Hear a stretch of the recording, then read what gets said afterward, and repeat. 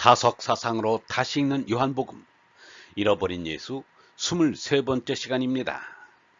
오늘은 내 살 먹고 내 피 마셔라, 내 살 먹고 내 피 마셔라 라는 제목으로 말씀드리겠습니다. 기상천외한 이야기를 많이 들려주는 사람으로는 중국의 장자가 가장 으뜸일 것입니다. 장자의 나비 꿈 이야기, 포종 이야기 등 수많은 이야기에 망연자실해집니다. 그런데 예수 석가도 파천왕의 말씀을 누구 못지않게 많이 하였습니다. 예수의 말씀 전체가 다른 사람에게서는 들을 수 없는 미중의의 금언들입니다. 그 가운데 여기에 내 살을 먹고 내 피를 마시는 사람은 영원한 생명을 누릴 것이며 내가 마지막 날에 그를 살릴 것이다. 내 살은 참된 양식이며 내 피는 참된 음료이기 때문이다. 이 말은 지금 우리가 들어도 섬뜩하기까지 합니다. 그러나 이런 이야기는 역사적으로 예수밖에 한 사람이 없는 놀라운 말씀입니다. 예수는 상한 갈대도 꺾지 않고 꺼져가는 심지도 끄지 않으리라 라고 한 사람인데 어찌 이런 끔찍한 말을 하였는지 모르겠습니다. 그때의 사람들도 예수의 이 말씀을 감당치 못하여 예수를 떠나갔다고 복음서 저자가 전하고 있습니다. 예수의 이 말씀을 알아듣기 어렵기는 요즘 사람들도 마찬가지입니다. 예수의 말씀을 쉽게 알아들 수 있는 열쇠는 마지막 날에 얼라로 산다는 말입니다. 그 마지막 날은 앞에서 언급한 바와 같이 제나가 멸망의 생명인 것을, 아무것도 아닌 것을 아는 날입니다. 이제까지는 몸에서 피 한 방울만 솟아도, 가시 하나만 박혀도 몸이 어떻게 될까봐 어쩔 줄을 모릅니다. 그러나 영원한 생명을 깨닫고 나면 거짓날인 몸나는 언제 죽어도 상관없는 것입니다. 얼라를 깨달아야 한다. 몸나는 부질없다. 나는 너에게 얼생명에 대해서 말한다. 요한복음 6장 63절의 말씀입니다. 예수는 몸과 마음으로 된 멸망의 생명인 죄나를 극복하고 초월하라는 이야기를 내 살을 먹고 내 피를 마시라고 한 것입니다. 다시 말하면 죄나의 극복입니다. 피와 살, 혈육은 죄나의 몸을 가리키는 말로 자신입니다.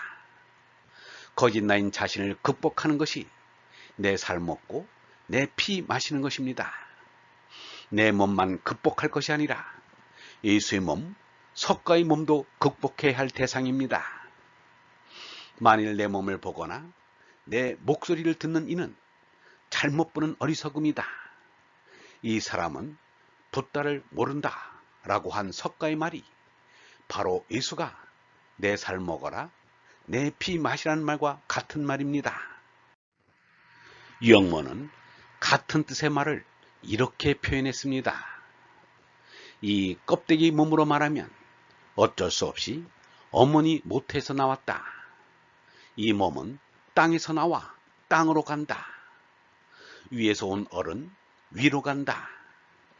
하느님의 얼이 영원하면 하느님이 주신 우리의 얼도 영원하다는 생각을 가져야 한다.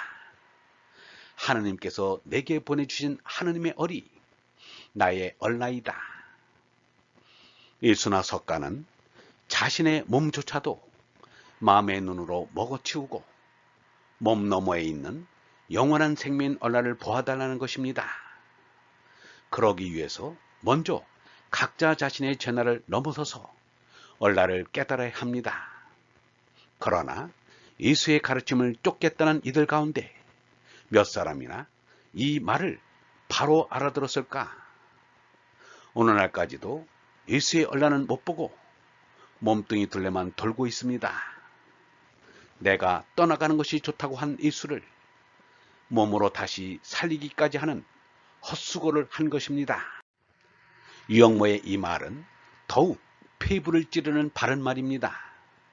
서로의 소가를 내놓는 것 같이 좋은 일이 없다. 동지직이라는 게 서로의 속나인 얼라를 내놓는 것이다. 얼굴 속에 얼라를 보아야 하지 않겠는가? 우리는 남의 얼라를 못 보고 그저 각인가? 이제라도 예수를 바르게 믿으려면 예수의 말씀대로 혈육의 예수를 극복해야 합니다. 몸은 증자처럼 소중히 간직할 줄도 알아야 하지만 예수처럼 버릴 줄도 알아야 합니다. 하느님께서 주신 것이라 소중히 간직해야 하지만 하느님께서 필요하시다면 성큼 돌려드릴 줄도 알아야 합니다. 조선조, 선조시대에 기생 홍랑이 고죽 최경창을 사랑하였습니다. 사랑하는 임이 살았을 때는 임을 위해 자기 얼굴에 화장을 하였습니다. 그러다가 사랑하는 임이 먼저 세상을 떠나자 자기 얼굴에 상처를 내어 절개를 지켰습니다. 제 얼굴을 꾸민 것도 상처낸 것도 임을 사랑하기 때문인 것입니다. 제 나는 몸과 마음으로 되어 있습니다. 몸뿐 아니라 마음도 죽어야 얼라가 나타납니다. 그리스도 교회에서는 그래도 예수가 말한 내 살을 먹고 내 피를 마셔라 라는 끔찍한 말이 중요한 줄은 알고 오늘날에도 빵을 예수의 살로 포도주를 예수의 피로 알고 성찬의식을 하고 있습니다. 그런데 그 바른 뜻을 헤아리지 못하면 아무리 여러 번 성찬의식을 한다 하여도 실효가 없는 헛일에 지나지 않습니다. 예수 말씀대로 제나의 혈육, 곧 몸나를 극복하였으면 영원한 생명 얼라를 깨달아 찾았을 것입니다. 그런데 성찬의식이 의식으로 그치니 아무리 여러 번 성찬의식을 하여도 무의미할 뿐입니다. 몸나의 예수를 아는 것과 얼라의 예수를 아는 것은 아주 다른 것입니다. 몸나의 예수를 예수로만 아는 이는 예수를 모르는 이지 아는 이가 아닙니다. 예수가 내 살을 먹어라, 내 피 마셔라 라고 자극적으로 말한 것은 잊지 말라고 그렇게 말한 것으로 보입니다. 그렇게 자극적으로 말을 하여 잊어버리지 않는 것까지는 좋은데 그 뜻을 모르고 있으니 잊어버린 것보다 낫다고 할 것도 없습니다. 예수의 말씀대로 죄나를 극복하고 얼라를 깨달으니가 적으니 말입니다. 예수는 말하였습니다. 그렇다고 해서 아버지를 본 사람이 있다는 것은 아니다. 하느님께로부터 온 이밖에는 아버지를 본 사람이 없다. 정말 잘 들어두어라. 얼라를 깨달은 사람은 누구나 영원한 생명을 누린다. 하느님께로부터 온 이란 얼라입니다. 얼라는 하느님의 생명인 성령인 것입니다. 그러니 하느님을 모를 수 없는 것입니다. 예수가 하느님의 존재에 대해서 말하지 않은 것은 말할 필요를 느끼지 못했기 때문입니다. 얼라를 깨달으면 계시는 것은 하느님뿐인데 무슨 말이든 할 필요가 없습니다. 하느님이 있느니 없느니라는 말을 하는 것은 자신이 있느니 없느니 하는 것보다 더 웃기는 일인 것입니다. 계시는 것은 하느님뿐이고 만물은 모두가 하느님의 속물인 것이요 하느님의 변태인 것입니다. 오직 우리가 얼라를 깨달아야 한다는 것은 하느님의 정체에 이르기 위한 것입니다. 그러기 위해서 몸을 극복하고 또한 몸을 극복해야 합니다. 유영모는 한 걸음 더 나아가 밥 먹는데 식욕의 노예가 되지 않기 위하여 예수의 성만찬 정신을 살리고자 하였습니다. 하느님 아들 예수가 지내온 것을 생각해보면 예수가 하느님의 참아들 노릇을 하였음을 알 수 있습니다. 하느님의 아들 노릇을 하는데 아주 몸까지 희생하였습니다. 하느님께 바치는 제물이 되었다는 말입니다. 그 후에 무엇을 먹을까, 무엇을 마실까 하는 생각이 나와야 합니다.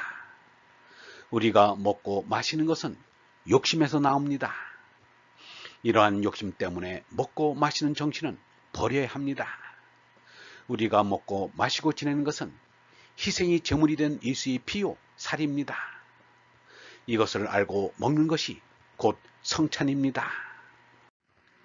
성만찬이라고 능청스럽게 그 시간만 무엇을 느끼는 것 같이 하는 것은 안 됩니다. 전에는 성찬을 애찬 또는 회식이라고 하였습니다. 먹을 때마다 성찬으로 생각해서 먹고 감사할 줄 알아야 합니다. 이 사람이 이 세상을 떠나면 이 사람의 얼굴과 몸은 다 잊어도 좋은데 상해 극치 일정식, 이 한마디만큼은 기억해 주십시오.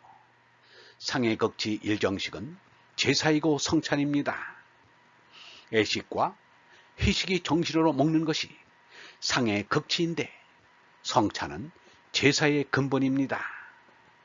우리가 날마다 성찬처럼 먹고 마시는 것을 결국 예수의 살과 피로 알면 퇴정을 모르고 속이 거북한 것도 모를 것입니다. 전부 피가 되고 살이 될 것입니다. 얼번 여러분, 예수는 멸망의 생명인 제나를 극복하고 초월하라는 이야기를 내 살을 먹고 내 피를 마시라고 한 것입니다. 혈육은 제나의 몸을 가리키는 말로 자신입니다. 거짓 나인 자신을 극복하는 것이 내 살을 먹고 내 피를 마시는 것입니다. 제나의 혈육을 극복하였으면 영원한 생명인 얼라를 깨달아 찾은 것입니다. 몸나의 예수를 아는 것과 얼라의 예수를 아는 것은 아주 다른 것입니다. 몸나의 예수를 예수로만 아는 이는 예수를 모르는 이지 아는 이가 아닙니다. 우리가 먹고 마시고 지내는 것은 희생이 제물이 된 예수의 피요 살이어야 합니다. 이것을 알고 먹는 것이 곧 성찬입니다. 영성신학원 다석아카데미의 하늘소리였습니다.